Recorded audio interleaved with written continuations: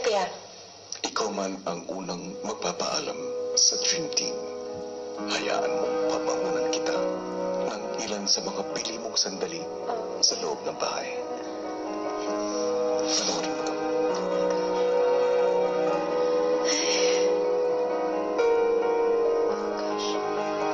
Prim and proper ang aura na unang pumasok sa aking bahay.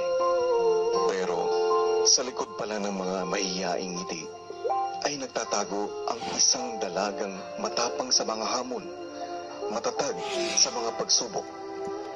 At dahil dito, hindi ka nag-alinlangan na magsakripisyo para sa isang kaibigan. Kaibigan na naging iyong pangalawang pamilya sa loob ng aking bahay. Sa paglipas ng mga araw, mas nakilala ka ng iyong mga kasama. Hindi pala seryoso si Doktora. May kakulitan din pala siyang taglay. Pinahanga mo rin ako ng buong puso mong binuksan ang tunay mong nararamdaman. Nilagay ko po yung sarili ko dito sa number 1. Alam niyo dapat yung worth niyo. Alam niyo kung ano yung pinapaglaban niyo. At sa muli mong pagbabalik sa outside world, alam ko na ibang aura na ang kanilang sasalubungin. Aura na mas handang harapin ang lahat ng hamon na darating. Keep on reaching for your dreams, Aura.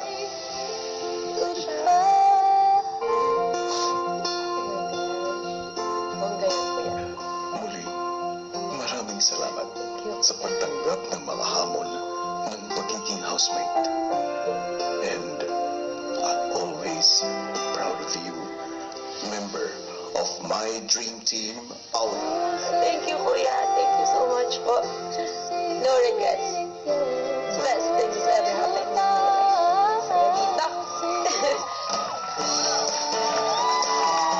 At ilang saglit na nga lang ay makakasama natin si Aura dito sa Outside World at sasalubong din sa kanyang Kuya Marlon na na-miss na talaga siya. Pero bago yan mga kapamilya, narito muna ang final percentage breakdown ng inyong mga boto. Si Aura nga ang ating latest evictee at siya ay nakuha ng 22.19%. Si Jerome ay nagka-27.82% at si Jinri ang nakuha ng kalahati ng lahat ng inyong mga boto, 50%. At eto na, salubungan na natin siya, Robbie.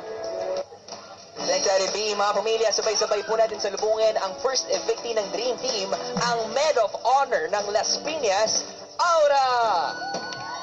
Good evening, Doktora. Welcome to the Outside World. Marami na naghihintay sa iyo. Let's go. Alright. Ito na si Doktora.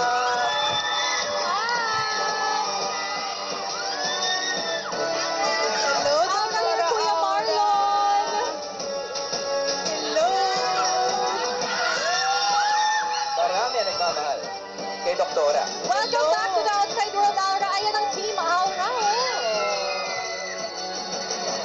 Siyempre dahil na best of the best ang Dream Team, tulungan mo naman kami, Doktora Aura, na kilatisin ang ilan sa mga natitira nating housemates kasi tatanungin ka namin, sino para sa'yo ang sa tingin mo'y karapat-dapat na maging bahagi ng Dream Team? Maging bahagi pa ng Dream Team? Oo, at magpatuloy. Sino sa tingin mo yung pwede sa kanila na magpatuloy pa? No way na hindi pwedeng hindi magpatuloy si Kuya Jerome talaga. Swear.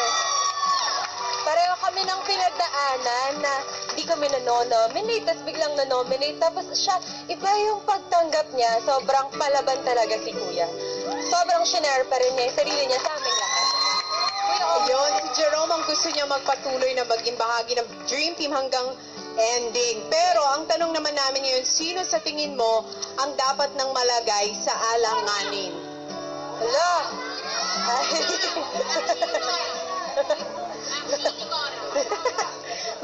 Yung malalagay sa alanganin, siguro yung hindi na willing. Wala po. Tingin mo, si? Sa pangalan lang. Kasi ikaw ang nakasama nila eh. Para matulungan mo lang yung ating mga kapamilya magdesisyon. Si Kuya natawa, nahampas pa. Okay. Nagkatulakan. Okay, may tulakan na naganap. Hala! Si? Sino ba ninominate ko? Just one name. Ni-nominate ko po last time si Jinri. Yun lang. Ah. Same pa din. May Yun ang reason. sa tingin niya. Pero syempre, yun naman ay opinion lamang ni Dr. Aura. Totoo nga kaya na sa susunod na nomination ay malagay muli sa alanganin si Jinri? Malalaman natin ang lahat ng yan sa mga susunod na araw.